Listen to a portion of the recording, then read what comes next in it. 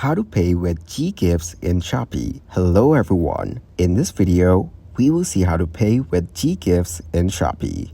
First, open the Shopee application on your mobile device and log in to your account. Browse the home page and select the product you want to purchase.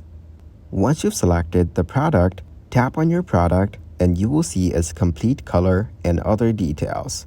Choose the variation and quantity of the product you want. Then, click on the Buy Now button.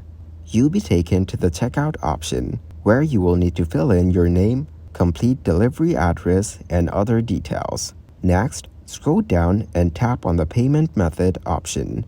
If you've already connected Ggives to Shopify, you will see it as a payment method here. Select Ggives and Continue.